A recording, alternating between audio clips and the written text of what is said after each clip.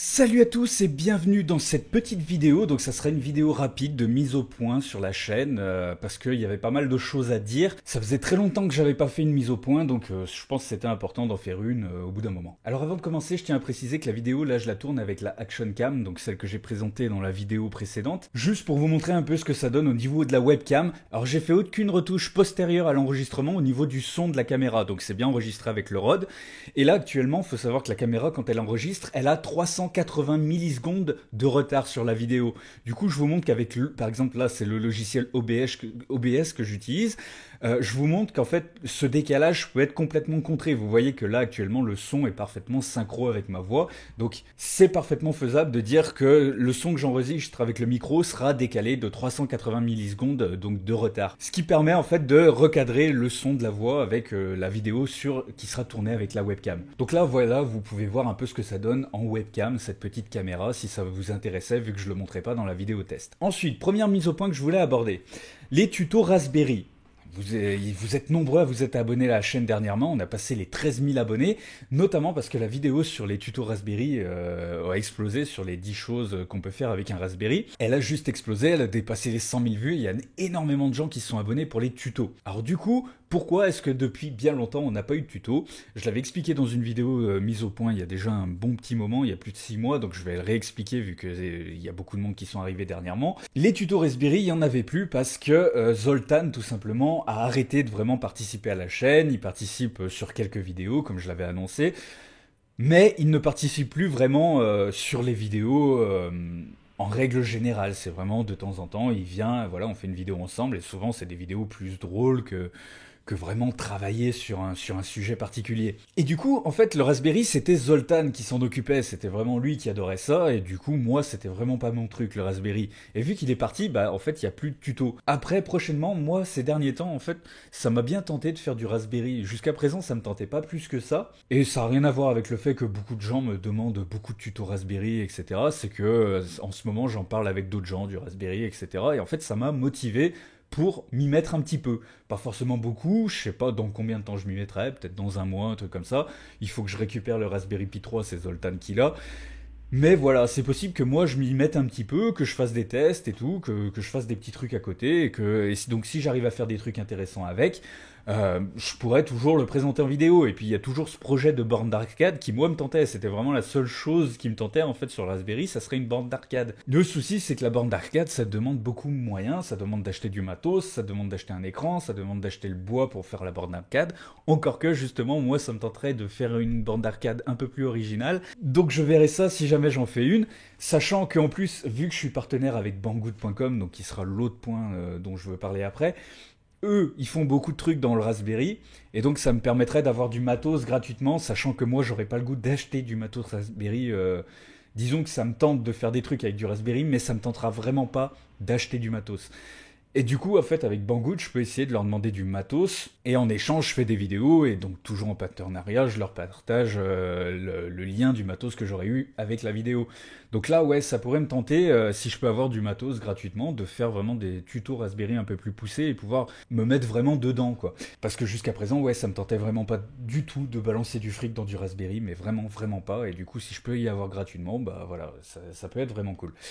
Donc, deuxième point que je voulais aborder, le partenariat avec Banggood. Je compte anticiper un peu les critiques, parce qu'il va y avoir des critiques, comme quoi je présente du matériel, je fais que ça. Ces derniers temps, c'est vrai que j'ai présenté beaucoup de matériel sur la chaîne, mais il faut savoir qu'à côté de ça, je prépare d'autres plus grosses vidéos qui me demandent quand même pas mal de préparation, en termes de recherche notamment, et donc du coup, les vidéos matos, la présentation de matériel, ça me demande le test du matériel, la vidéo en soi elle est rapide à faire. Du coup ces petites vidéos-là de test de matériel me permettent de préparer d'autres grosses vidéos à côté.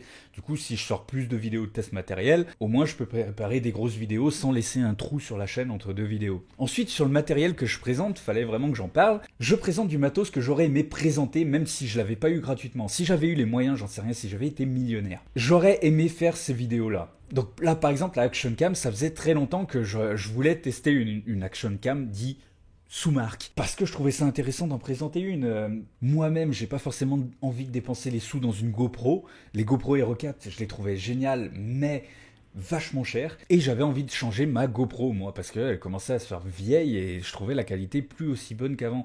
Et du coup c'est vrai que pouvoir tester une nouvelle caméra, comme ça je me suis servi de ce partenariat pour pouvoir vous présenter la caméra. Mais il faut bien comprendre que le matériel que je vous présente dans toutes les vidéos, c'est pas forcément du matériel dont j'ai besoin ou que j'ai envie de revendre pour me faire du fric. C'est vraiment du matos que j'ai envie de présenter parce que je voulais en faire une vidéo. Si je prends l'exemple du Compute Stick que j'ai présenté déjà dans une vidéo, j'en ai vraiment pas l'utilité. D'ailleurs, je pense refaire des tests de Compute Stick, mais plus haut de gamme, donc qui coûtent un peu plus cher, mais qui sont plus performants. C'est pas du matos dont j'ai l'utilité, je m'en sers pas à côté dans la vie.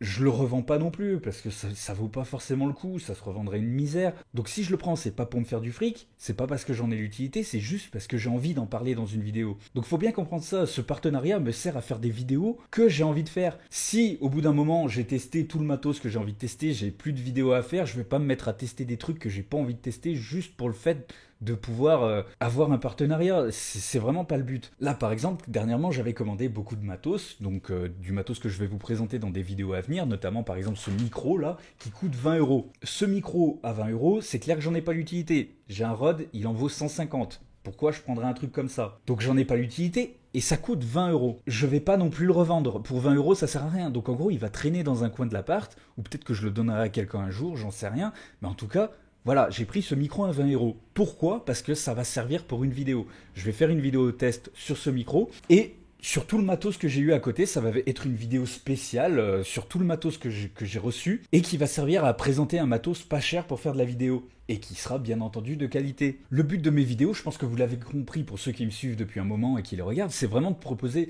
le contenu le moins cher possible, mais de la meilleure qualité possible. Et donc je pense que par exemple avec ça, je l'ai très bien prouvé, c'est un matos qui tourne très très bien et qui coûte vraiment pas cher. Et du coup ça peut intéresser du monde. La Action Cam pareil, elle coûte pas cher et elle est très performante. Du coup ça peut intéresser pas mal de monde. Donc voilà, mon but c'est vraiment de présenter des trucs pas chers, mais pas forcément dont j'ai l'utilité et pas forcément pour les revendre derrière. C'est vraiment de faire des vidéos qui me plaisent et que j'avais envie de faire. Et donc ce partenariat me sert à faire ces vidéos-là que j'aurais pas forcément pu faire si j'avais pas eu de partenariat. Je me serais pas amusé à acheter un micro à 20 euros juste pour le plaisir de le tester. Et sur ce, je remercie vraiment Banggood.com parce qu'ils sont très compréhensifs.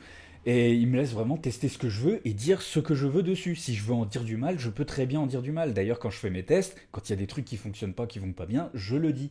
Ils me laissent vraiment libre cours à ce que j'ai envie de dire. Et là, on en arrive à un point, c'est que par exemple, sur la Action Cam, j'avais énormément vanté les mérites et il n'y avait pas trop de défauts à dire sur cette Action Cam, quoi. Et ça, du coup, certains ont pu penser que, du coup, je vendais un peu mon cul. Que le fait qu'il m'ait envoyé une caméra, j'ai dit que du bien pour vraiment en dire que du bien, pour pas que derrière, ça leur plaise pas et tout. Faut savoir que le matos que je choisis, en général, je vais regarder des avis sur internet, je vais regarder des tests, je vais peut-être y passer 2 heures sur chaque matos à regarder exactement dans les détails pour savoir quoi commander. Sur Banggood.com, des caméras, des action cam comme ça, pas cher, il y en avait plus d'une vingtaine différentes. Donc il y avait énormément de choix. J'en ai regardé beaucoup, j'ai regardé beaucoup de tests, et celle-là, c'est celle qui me paraissait la meilleure.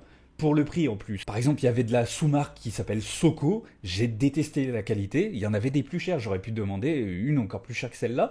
Mais elle n'était pas d'une qualité qui me plaisait. Celle-là, elle coûte 60 euros, l'autre, elle coûtait 85, donc j'aurais pu l'acheter en me disant, ouais, elle vaut plus cher, ça vaut mieux le coup, sauf que j'ai regardé des tests, et elle valait pas le coup d'être présentée, tout simplement parce que la qualité était pas bonne, je la trouvais pas bonne. Et par exemple, ce micro-là qui coûte 20 euros, avant même de l'avoir testé, je savais qu'il serait vraiment pas mal. Parce que j'ai regardé d'autres tests sur internet, et souvent c'est des tests en anglais ou en espagnol, etc. En français, il n'y a pas beaucoup de gens qui ont testé par exemple ce micro. Et aussi si je reçois un matériel, par exemple celui-ci, je l'ai testé au début, le son était dégueulasse. Et en fait je me suis rendu compte que ça venait de ma carte mère qui a la carte son trop pourrie. Je l'ai enregistré avec autre chose et il était super bien.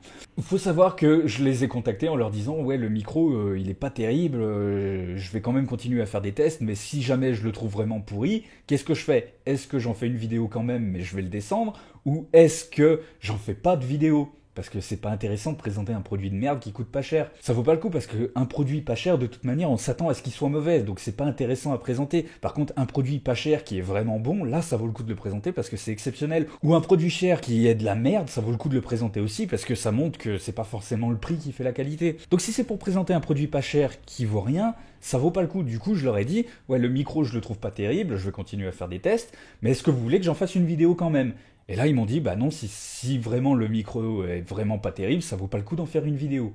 Donc par la suite, finalement, je me suis rendu compte que c'était vraiment ma carte mère qui était foireuse. Mais voilà, ils me forcent absolument pas à faire la vidéo, et moi, je les contacte avant. Si jamais il y a un produit qui me plaît pas, je leur dis, le produit, il est vraiment pas terrible, ça vaut pas le coup, quoi. Donc faut bien que vous compreniez que si je vante les mérites d'un produit, c'est que vraiment, il vaut le coup. Et que si j'en dis pas beaucoup de mal, c'est qu'il n'y a pas de mal à en dire. Si vraiment il y avait du mal à en dire, j'en dirais du mal. Donc là, finalement, pour finir cette vidéo, dans les vidéos à venir, bah, comme je l'ai dit, il y aura des vidéos de matos, de tests, vraiment, il y a les softbox qui sont à côté, que vous allez voir, voilà, par exemple, il y a cette softbox.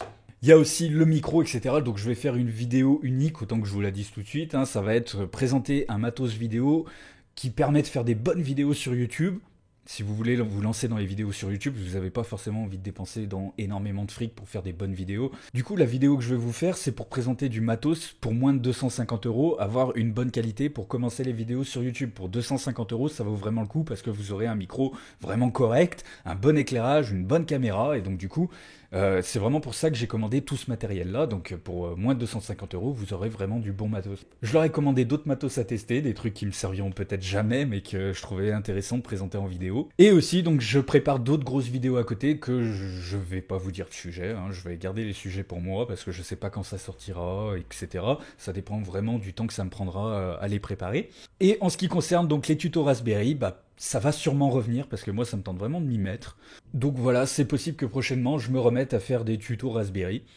Je reprendrai peut-être à zéro directement depuis le début de l'installation parce qu'il y a pu y avoir des évolutions depuis le dernier tuto qu'on a fait. Et enfin, dernière annonce pour ceux qui ont suivi jusqu'au bout, parce que je pense que ceux qui sont restés jusqu'au bout, c'est ceux qui aiment vraiment la chaîne, qui sont vraiment fans et qui sont prêts à tout voir, quoi. Donc ceux qui sont vraiment restés jusqu'au bout de cette vidéo, sachez que j'ai créé un jeu de société, donc j'ai pas le jeu de cartes, celui-là il est encore de côté, il a encore des tests à faire, j'ai supprimé la vidéo parce qu'il y avait trop de modifications à faire. Mais j'ai créé actuellement un jeu de société, donc le jeu de rôle sans maître du jeu. Donc pour les plus anciens qui ont regardé les anciennes vidéos, connaissent un peu le principe. J'ai énormément modifié le jeu, il y a énormément eu de modifications, les règles ont beaucoup changé. Et en fait, je suis à la recherche de bêta-testeurs. Il me faut des gens pour tester parce qu'il va falloir que je fasse beaucoup de parties pour arriver à quelque chose qui marche vraiment bien.